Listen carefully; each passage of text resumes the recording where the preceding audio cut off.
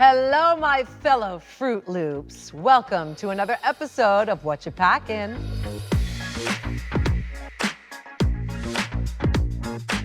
We are here with Boston's own Briar Blush. Hi! Oh my God. How are you? I'm doing well. I'm happy to be here with you. Well, we have a lot to talk about, but I want to start with your name because it gives me Disney. Tell me where it comes from. Oh God. Well, you know, the briar patch and all that stuff. I've heard this. I'm really not a Disney person. So you wouldn't understand the reference. Well, it's been made clear to me throughout the years of my drag existence, but I got the name Briar because the thorns of a rose are called like a briar bush and stuff like that, and I thought like thorns were a cool thing to name yourself after because I'm very sharp. Are you prickly? I'm a little prickly. What is it about you that makes you prickly? That I'm from Boston. Well, you don't sound like a masshole. Where were you raised? I was raised in Boston, but I'm from Guatemala. So you speak Spanish? I do. Over the years, it's faded a bit, but... Yeah, but I don't hear a Spanish accent. I did when I was a kid. When I was a kid, okay. I'd be like, because my person name is Mikael. Oh, nice. And so I'd be like, hi, my name is Mikael. I'm like so happy to be here right now. Like that's like how I, that's how I talked when I was growing up. I just went away. Yeah, but like there's no Boston to be found. Honestly, thank God. I love it. I like the way that you do drag. It's kind of vintage, but it's also kind of quirky and... Well, you know what I say? I say I'm the it girl of any time or place. There you go. Yeah. And when I look at your ass, I am reminded that you are from Boston. You might not have the accent, but you got the hips. I do have a nasty attitude. Perfect for Boston. Exactly, we're all... Tell me about the Boston butt. We call it the Boston body. Okay. The person who makes it, Camille Yan. Okay. She is such a mastermind, also a little crazy because she is so specific about how she wants it to be. And does she measure you? She does. Okay. She only does pad fittings in person. I love that. I know, it's chic, isn't it? Yeah. Couture. Very couture. Very couture. Does she use the carving knife? She does, but she also uses like a heated like metal like wax cutter or something. And then she also shaves it down with like a sand thing. And then she has you try it on a bunch of times with or without a corset. And like, it's just so good. That's why it looks so good. Right? You, Corey King, and Plain Jane all use the same person? Yes, but I have the best face for the ass. How old are you? I'm 25. All right, so you are merely a pup. You are so gorgeous in drag. Your aesthetic out of drag is super fun too. Growing up, I was really goth. Like really goth. Like white foundation, shaved off brows, bright red hair. Yes. I volunteered at a mortuary when I was 16. It was why not? Because why not? Robert Smith fan? Yeah, I mean, I also really love like hair and spell, obviously Joan Jett always. One of my favorites of all time. Right, Yes. and I loved all sorts of like Susie and the Banshee. Yes, me too. Besides my musical taste, I think part of where my aesthetic comes from I think is that I didn't grow up with cable or anything like that. Okay. I had Turner Classic Movies, a bunch of VHSs, and a bunch of fashion magazines. So this makes sense. Yes. When did the drag, because you're 25, and how long have you been doing drag? Since I was 18. Okay, so how did you find it? Going out and just being like surrounded by queerdos and weirdos? So I remember when I was 16, I left home. And I snuck into Machine nightclub, which no longer exists in Boston, but I snuck in, and I remember seeing drag for the first time. And I was always conscious of RuPaul, but this was my first time really experiencing it for the first time, and I thought to myself, I was like, I want to do that. Oh, I love that. So let's talk about you passing out. Oh my God, so fun. Have you ever fainted before? No. That was your first time? That was my first time. What a time to do it, right? Briar, it was literally slow motion. That I always felt like I was the only one seeing you do it. Like when you were on stage, I was looking at you and I was like, are you okay? And you were going down. And I was like, guys, she's down, let's go! Screaming for the medic, you know? I do, so let me tell you something. What do you remember? I remember looking at Law, and Law goes, oh, don't make that face at me. And then I tried to force a smile because I was just confused. Yeah. And I felt really warm. I blink, next thing I know, Juicy's above me. That's like, Briar, breathe, Briar, breathe. Aww. That's the next thing I saw. And at first, I thought she was just looking at me sideways like this. Right. I didn't realize I was on the ground. You went down very gently. Oh, how gorgeous. Yeah, it was actually really beautiful the way you went. It was like something you'd see in a movie, one of your Turner Classic films. That's fabulous. Yes. I was really worried I felt like a sack of potatoes. No, you can see the look of confusion on your face. And when you got up, you're like, did I faint? I was I was genuinely so confused because I remember the medic started asking me questions and I started to get like annoyed because I knew nothing good was gonna happen the rest of the day. What was it?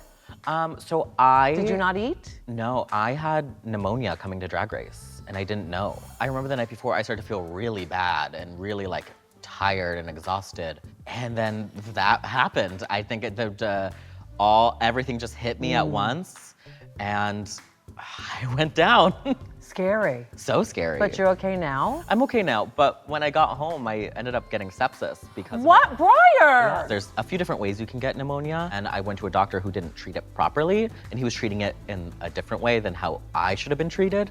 And so I ended up developing sepsis and got even more sick. Oh my goodness. Yeah. Well, thank God you're doing it right now. You're good now? Yeah. Your antibiotic treatment is Those done? antibiotics got me together, girl.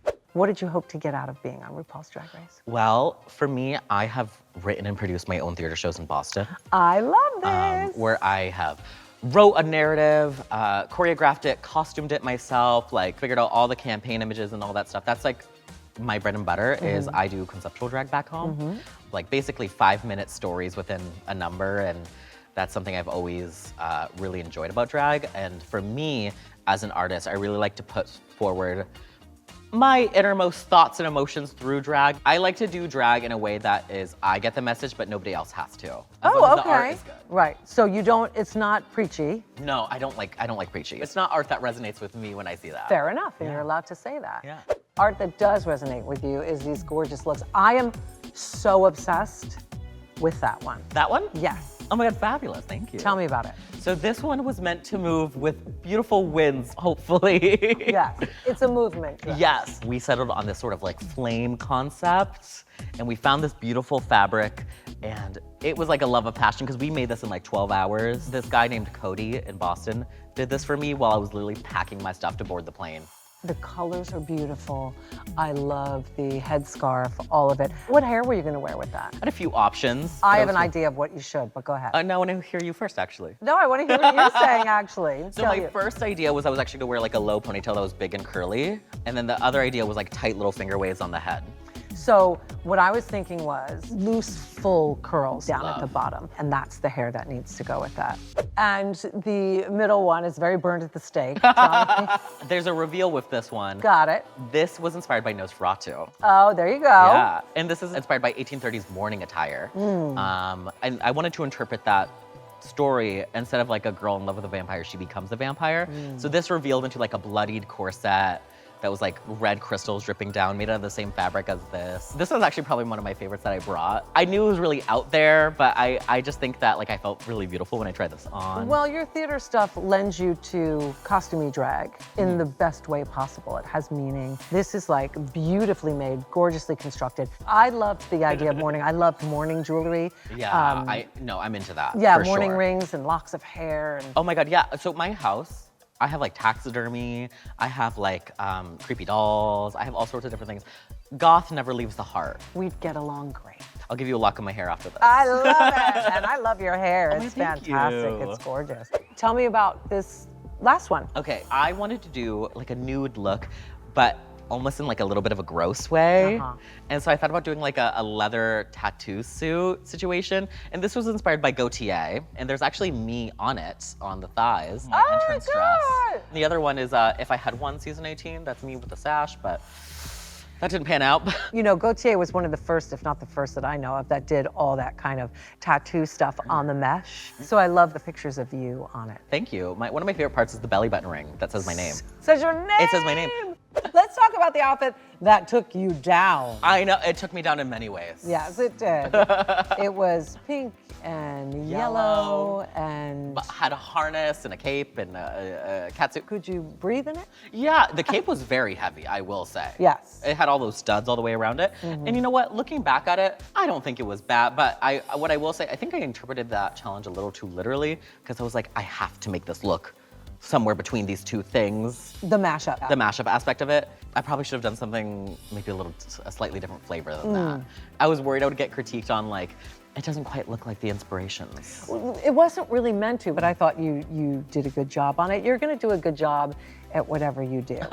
Because you have a great aesthetic and a great eye for things. Your little kitty cat. I love that one. It's very you. I grew up with next to nothing, and even going to Drag Race, I was doing everything on a dime.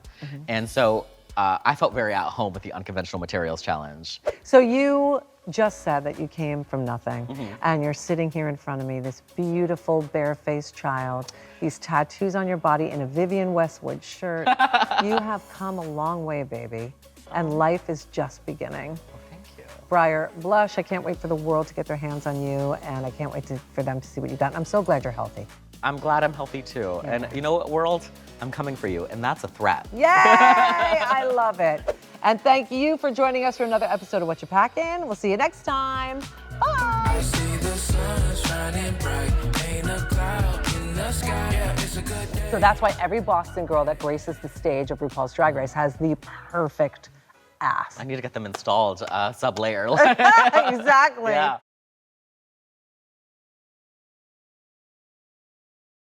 Hey there, it's Michelle Visage. Do you say yay for gay? Well then join me and subscribe to RuPaul's Drag Race YouTube channel.